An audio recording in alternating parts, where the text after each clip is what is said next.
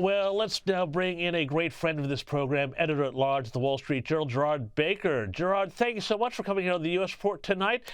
I want to talk to you about a piece you wrote a couple of weeks ago, actually, first of all, and it was about the changing of the guard in the United States, how you had an old oligarchy that wasn't really working, and we see a new oligarchy on the stage at the inauguration and on all the events. 2 weeks in, how do you think this new regime is going? Well, thanks, James. Thanks for mentioning the column too. Look, I was having a little bit of fun with the idea that the United States is now being run by an oligarchy. There was a lot of bleating and complaining from the usual suspects in the media when we saw Trump's inauguration a couple of weeks ago. All those tech bros up there on the stage with him, the Mark Zuckerbergs and the Elon Musks, of course, most obviously, but others too. And this alarm supposedly going up that, oh my goodness, we have these incredibly powerful business leaders who control these trillion-dollar companies who are hand in glove now with Donald Trump. What a terrible and unprecedented state of affairs that is. Well, those same people, in many cases, and certainly those companies, have been hand in glove with Democrats for much longer than they have been with Donald Trump. They've been, as you well know, running interference for Democrats for years, blocking material that they think is unhelpful to Joe Biden, doing Joe Biden's bidding. They tend to be staffed by people who worked in Democratic administration. So if I think, as we have seen, these oligarchs have now kind of done a 180 degrees and have now decided that actually all the things that Donald Trump stands for, which is ending diversity and equity and inclusion madness, ending so much of this radical left-wing stuff that these companies have themselves been promoting for so long, then bring it on. Let's have an oligarchy that actually works in the interests of the American people and not against them.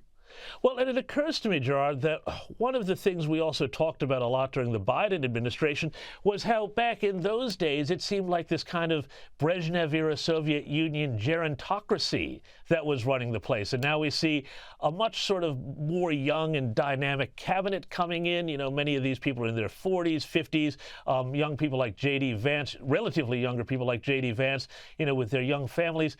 Is there just a broader sense of youthfulness about this administration, even if Donald Trump himself is pushing 80? Yeah, it's ironic, isn't it? Donald Trump actually was the oldest president in November, the oldest man ever to be elected president of the United States, because he was actually older than Joe Biden was in 2020. So he is, he's not quite there yet at Joe Biden's age, but he will be if he gets, presuming he gets through this term.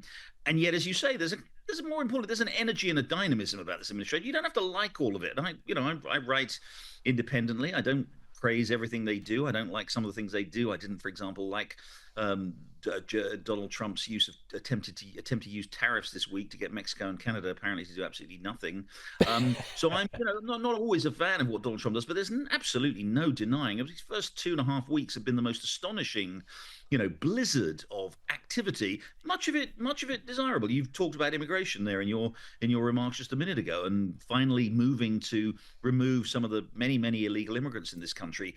Again, abolishing DEI, diversity, equity, and inclusion programs throughout the federal government, getting Elon Musk to do his extraordinary Doge exercise and exposing all kinds of, frankly, dubious and abusive spending practices in the federal government. He's really, he's moving. I mean, and again, some of it, maybe he moves a bit too fast, like promising to take over, for the United States going to take over Gaza.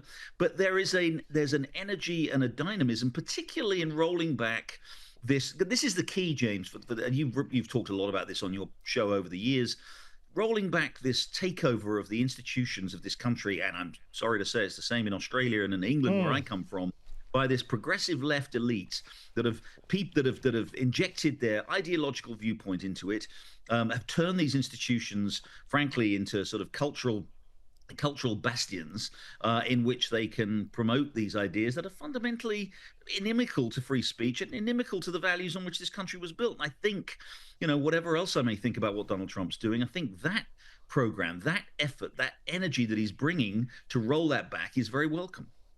And, I spent an awful lot of time in the U.S. last year, and after that election, I just felt like there was that energy in the air. But so many of the things they do just seems like, I mean, common sense is an overused phrase, but for example, Pam Bondi, who's the new Attorney General, just confirmed, well, one of the first things that she's announced is that they're going to cut federal funding to sanctuary cities that refuse to deal with federal immigration authorities. I mean, this seems like such basic stuff that we weren't able to do for years in the United States. What do you make of that? Absolutely. The sanctuary city situation that we've had where, I'm sure as your viewers know, these cities actually essentially refuse to cooperate with the federal government in identifying and dealing with the massive numbers of illegal immigrants. I live in New York City. It's supposedly a sanctuary city. Especially in the last 4 years, we've had a huge influx of illegal migrants into the city, and we've had increases in crime, and we've had them very, very hard, a lot of pressure on housing here and on health services and all these other things. And yet, as a sanctuary city, New York refuses to do anything about it. Well, in comes Pam Bondi, the new Attorney General, and says, sorry, we're not going to let you do that anymore. So there will be, as you say, common sense. There will be, look, the number of illegal migrants in this country is completely out of control. We probably had 10 million in the last 4 years, maybe more, on top of millions who existed who were here before that. Look, many of them, and I think these will be, I think we need to be a little careful about sort of branding them all. There are a lot of people here who've lived here for a very long time. Children were born here, and who are contributing to the US, and maybe a way can be found to keep those there. But there are large numbers of criminals, James. There's large numbers of people, violent criminals. There's large numbers of people who are scofflaws. There's large numbers of people who, frankly, are living off the state and living off the various benefits that they get in some of these cities. It's only right, in the interest of American voters and taxpayers, that those people should be dealt with. Yeah, and finally, just sticking on Pam Bondi, another thing that she's announced is this Weaponization Working Group to look into ways in which government was weaponized and politicized during the Biden administration. I'd love to get your take on this. Does this seem like a good idea to you, or are you concerned at all that this smacks of a bit of a witch hunt? Yeah, there's a risk there. Look, weaponization of government is something that's been steadily going on over a long time and has steadily been getting worse. I don't think there's any question that it did get notoriously, dramatically worse under Joe Biden. And what we're talking about here is not just the attempts to prosecute the prosecutions of Donald Trump, and you can like or not like those. I think there's a mixed bag, but there's no question that the Justice Department was spending a lot of time trying to get Donald Trump essentially prosecuted, convicted, and locked up. We're not just talking about those cases. We're talking about the cases where the Justice Department, the FBI, which of course is part of the Justice Department, was being used to go after essentially people who had kind of political views that were at odds with the kind of, with the prevailing orthodoxy as defined and as mandated by the Biden administration.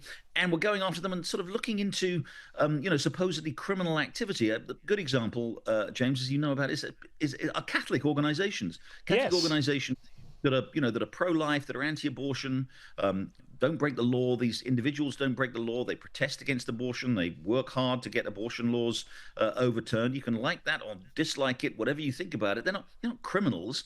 But the FBI and the Justice Department spend a lot of time in the last 4 years investigating these organizations and going along to masses and things like that undercover to try and catch Catholics who were saying things that were considered unacceptable. That really is a kind of weaponization of justice that we should be very disturbed about. And if Pam Bondi, and I think she will, if she's going to do that, and if she's going to avoid perhaps the temptation that Donald Trump will have to pursue his own vendettas against those who pursued him, then more power to her.